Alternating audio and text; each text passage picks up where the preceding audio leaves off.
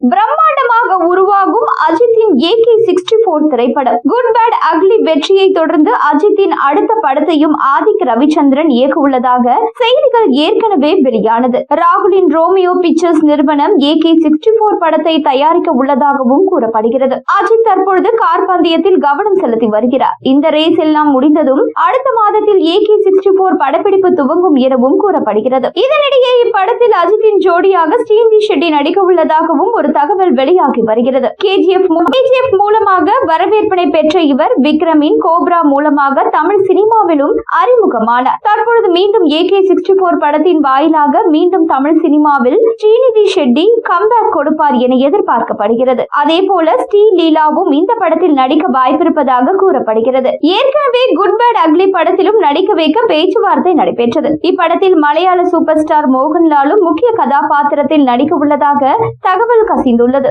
இது தொடர்பாக அவரிடம் பேச்சுவார்த்தை நடத்தப்பட்டு வருகிறது. இது மட்டும் உறுதியானால் அஜித்தும் மோகன்லாலும் முதன்முறையாக கூட்டணி அமைக்கும் படமாக AK-64 அமையும். அண்மையில் எம்புரான், துடரும் என 2 பிளாக் பஸ்டர் ஹிட் படங்களை கொடுத்துள்ள மோகன்லால் அடுத்ததாக ரஜினியின் ஜெயிலர் 2 படத்தில் நடிக்கிறார். தற்பொழுது சென்னையில் ஷூட்டிங்கிற்காக பிரம்மாண்ட செட் அமைக்கப்பட்டு வருகிறதா. அந்த பணிகள் முடிவடைவதற்குள் அஜித் விரைவில் சென்னை திரும்புவார் என எதிர்பார்க்கப்படுகிறது. படத்தின் பூஜையையும் இந்த மாதத்தில் போட உள்ளார்களா. பட பூஜையின் பொழுதே நடிகர்கள் மற்றும் தொழில்நுட்ப கலைஞர்கள் அறிவிப்பை வெளியிட உள்ளதாக கூறப்படுகிறது. படத்தின் டைட்டிலும் உறுதி செய்துள்ளதாகவும் அதனை தீபாவளி அல்லது கிறிஸ்துமஸ் தினத்தில் வெளியிடவும் திட்டமிட்டிருப்பதாக செய்திகள் வருகின்றன. குட் பேட் அக்லி படத்தில் AK-வை இவ்வளவு ஸ்டைலிஷாகவும் உற்சாகமாகவும் பார்த்து ரொம்ப நாட்கள் ஆகிவிட்டதாக ரசிகர்கள் கொண்டாடி தீர்த்தனர். இதனைத் தொடர்ந்து மீண்டும் அஜித் ஆதிக் காம்போ சேர வேண்டும் என்பது ரசிகர்களின் எதிர்பார்ப்பாக இருந்தது. அதன்படி AK-64 படத்தில் 2வது முறையாக இந்த கூட்டணி இணைந்துள்ளது. இதனால் இப்படம் மற்றும் ஒரு தரமான சம்பவமாக இருக்கும் என எதிர்பார்க்கப்படுகிறது. இயக்குனர் ஆதிக் ரவிச்சந்திரனுடன் குட் பேட் அக்லி படத்தை விட